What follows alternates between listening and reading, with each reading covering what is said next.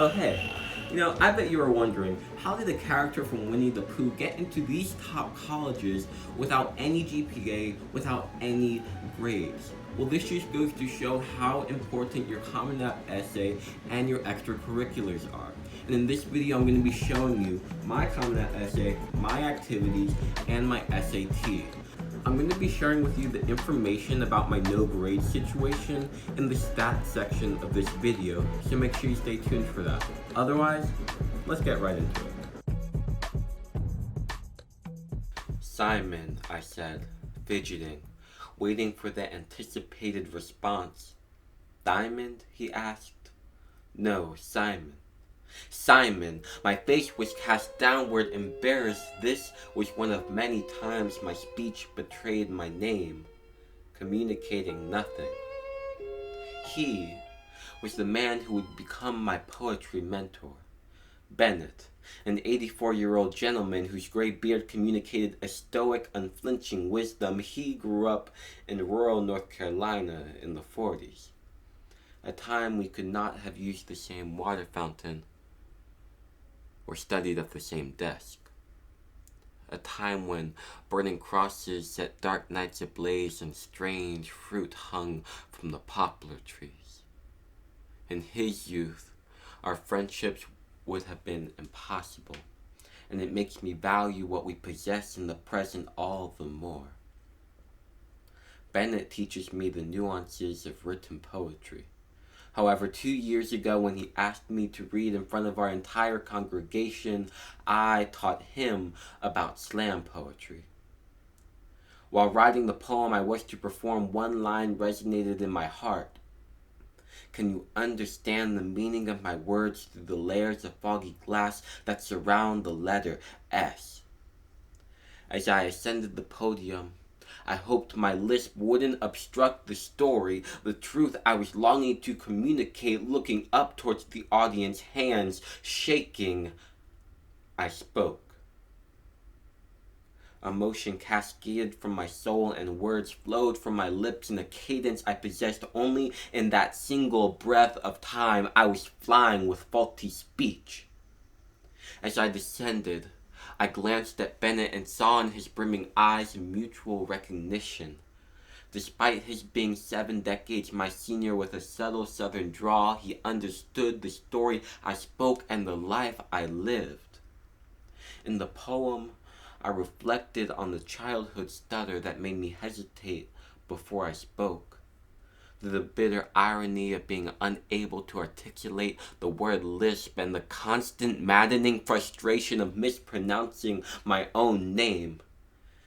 In that moment, I embraced my impediment, defogging the glass that had once barred my speech and coerced me into the safety of silence. What I had been ashamed of was now integral to my identity. Before claiming my voice, I was a quiet boy, worried about syllables reverberating incorrectly off the walls, worried my family would need to say my name for someone else to understand it. Now I am a bold, self-aware, identity-wielding, name-roaring, slam poetry-speaking Afro-Latino young man. Harnessing my evolved identity, I collaborated with my dance partner Sahai, a fierce young woman with an unwavering pride for our colors, to intertwine dance and poetry into an introspective exploration of race in the heat of the BLM movement. After performing in our winter dance concert, we were asked to repeat our performance at UNC Greensboro and at our school celebration of MLK, lifting the crowd into a standing ovation. I would have never dreamt of such a performance before taking responsibility for my voice. Still, I have room to grow into my new skin. By continuing to learn Spanish, I hope to one day speak fluently enough to deliver a poem in which I harmoniously merge the language of my Panamanian heritage with the declarative oratory inherited from my great African American ancestors. The feat will anchor me in my identity, and I hope embolden others to discover theirs. Poetry is a way for me to communicate my narrative, a collection of my creations and my communities, my abilities and vulnerabilities. It gives others a space to recognize experiences that are unknown to them. It is a medium that engulfs me, turning my cumbersome tongue into a fierce, powerful, and formidable force. A lisp shall never stop me from speaking the poetry essential to my life or the title given to me. Simon, I will respond, proud of my name. Diamond, people may ask, and yes, I've been through the heat and pressure, and my voice will continue to slam. How you want the pussy, can't say your S's and shit. Now, I don't really think of myself as a particularly strong writer. It took me like 7 drafts to write this essay, and with each draft, I went back to my teacher, I got advice, and I grew more confident about my essay. Now, if you want to see the first, like, really rough draft, comment below, and I'll make a video on it. Now, one of the biggest things that changed from my rough draft to my final draft is the sequencing of events and the timeline. In my final draft, I focus on into one part of my spoken word journey. Because it's such a relatively short essay, condensing the timeline of your story is critical. And I'm sure there's so much you want to say, but you need to focus on just one point. For me, that was performing in front of my entire church congregation, and throughout the essay, I go on some short tangents that connect back to the overall story. This keeps your timeline non-linear, making your story more engaging. When I asked for advice from my teacher, he said, right now it's a meandering journey from point A to point B. What you should aim to do is go from point A to point Z, and then return back to point A. Now here's what he means by that. Think about what you want your point A to be. This is like the moral of the story. And then from there, think about a relationship or event that connects to point A but not in an obvious way. This would be point Z. In my essay, point Z is the relationship with Bennett, which shows an intergenerational and interracial relationship. But not only that, it connects the identity and poetry parts of my essay. Now, I'm going to add one more part to my teacher's advice, which would be point 1A. So go from point 1A to Z to 2A. Now, in my formula, point 1A is like a glimpse into your essay. Think of it as a trailer. For me, that was the first paragraph. What's very important about this step is that 1, you don't make it too vague, and 2, you address it immediately after. If I had gone directly from paragraph 1 to 3, I would have completely lost my reader.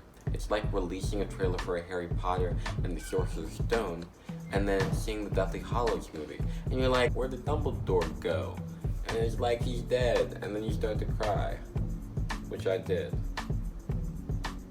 But that's not part of this video. I hate to do it to you, but we're gonna have to interrupt this video because of a message from our sponsor. Now, have you ever wanted to join a community? A community where people get you? Well, join Tigger Gang today. Just click that red button under this video.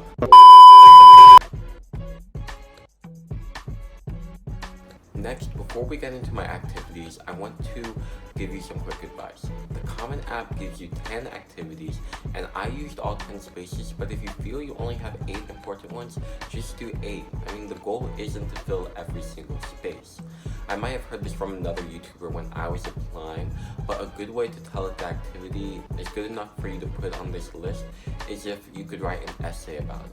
For example, I did Habitat for Humanity my freshman year, but that was only about 10 hours of work. I didn't put much time into it. Even if I was missing a community service activity, I wouldn't put this in because it wasn't that meaningful. Next, I listed my activities primarily in terms of how much time I invested in each one. I think there should be some rhyme or reason to how you list them, but it doesn't matter too much. Finally, as I said in my workflow video, you want to make a list of everything you've done starting your freshman year. But if you're a junior or senior right now, just start listing as much as you can remember, because this list will help you a bunch. I think each of these athletics are pretty self-explanatory. So I played Ultimate Frisbee all 4 years of high school. You can see what I did there. And I also played soccer as a goalie for my junior and my senior years. And then here you can see Estendo, that's the jewelry business I started, and then William Travis Jewelry, which was the jewelry company I started working for. Community service, so my school has this end of year experience that freshmen go on. So I went on it when I was a freshman, and then as a junior you have the opportunity to go on it and mentor the freshmen, and I chose to do that. I danced all 4 years of high school, and I performed 2 years in concert for our winter dance concert. Then we had the Diversity and Multicultural Club, which I joined junior year and I led my senior year. And Joyful Noise Handbell Choir, that is, as you can see, a handbell choir that was at my church. Then there was the Quaker Youth Leadership Conference, which was a conference where a bunch of schools got together and did activities. We did one focused on bridging communities through storytelling, and so I helped organize that, a lot of work. Shout out to everyone who helped do that. And then lastly, I worked at a doctor's office when I was a freshman. I put this last because I only did it one summer, and it was like my dad's doctor's office. Didn't tell them that though. So that's all of that. A lot of people ask what they have to do in high school to get into good schools, and the golden key is do what you want. I'm utterly serious right now. If you want to play video games, do that, but then show what you did to go beyond the game.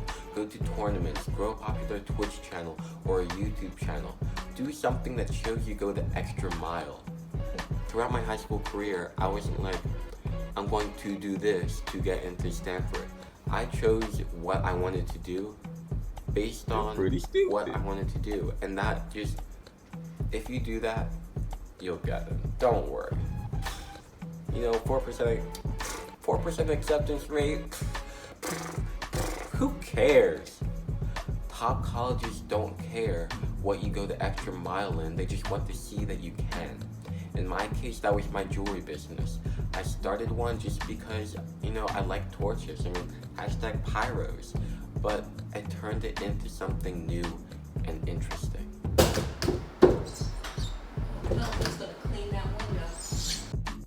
Okay, I gotta say, I see too many people getting caught up in the perfect SAT or 4.0 GPA. Your test score should support the fact that you are diligent in your work. It is not what will get you into top colleges. Can I get an amen?